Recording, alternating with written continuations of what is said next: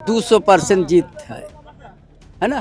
क्योंकि ये सरकार के पास विकास का पहिया तो रुक चुका है। हम सारा दस्तावेज के साथ आए। हम संताल पर से यहाँ तक के 20,000 एकड़ से भी ज़्यादा जमीन पर कब्जा हुआ है। ना बेरोजगार के लिए ये सरकार है, ना अच्छा स्वास्थ्य चिकित्सा के लिए है, ना अच्छा विकास का सोच है। इस सरकार में 6 साल में ना आदिवासी का कोई अस्तित्व का कुछ काम कर सका, ना मूलवासी का।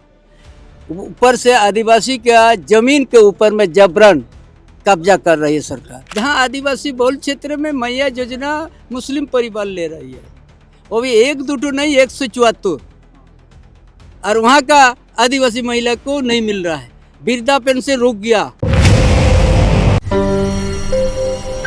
झारखंड के घाटशिला विधानसभा में उपचुनाव होने हैं। 21 नवंबर को उपचुनाव है और आज 17 तारीख है। आज एनडीए के प्रत्याशी बाबूलाल सोरेन और इंडिया गठबंधन के प्रत्याशी सोमेश सोरेन ने अपना नामांकन दर्ज करा है।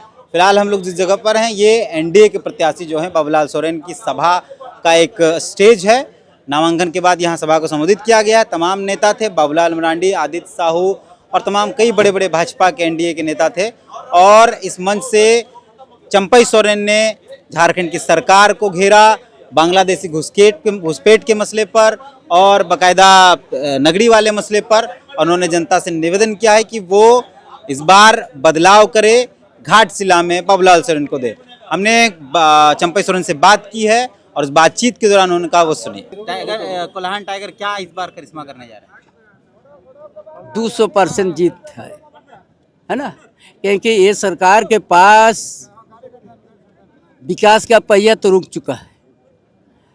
इस सरकार में 6 साल में ना आदिवासी का कोई अस्तित्व का कुछ काम कर सका, ना मूलवासी का।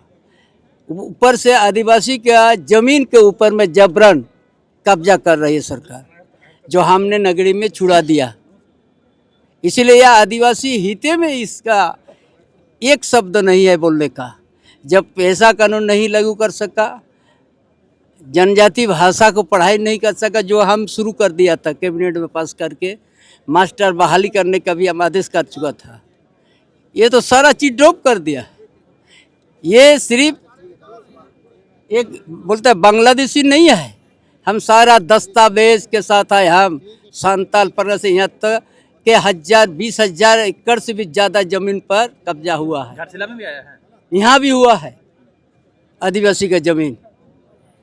इसको बचाना है, नहीं तो यहाँ का डेमोग्राफी बढ़ जाएगा। एक दिन आदिवासी अस्तित्व में संकट से गुजर रहे, अब मूलवासी का भी।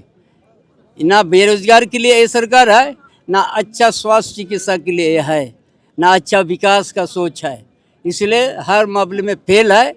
इसलिए इस जगह से ही दिशा तय होगा इस प्रदेश का, और भाजपा का ऐतिहासिक जीत होगा इस उपचुनाव में। चंपई सोरेन गेम चेंज कर लिए जाने जाते हैं, चेंज होगा गेम इस बार। सर पिछले चुनाव में मैया समान का असर रहा था, इस चुनाव में भी असर रहेगा क्या? कुछ नहीं। अरे जहां आदिवासी बहुल क्षेत्र में मैया योजना मुस्लिम परिवार ले रही है, वो भी 1-2 नहीं 174, और वहां का आदिवासी महिला को नहीं मिल रहा है। वृद्धा पेंशन रुक गया। सारा विकास का काम रुका हुआ है। देखिए कहीं भी कुछ चल रहा है तो हर आदिवासी गांव में रोड का बात उठ रहा है।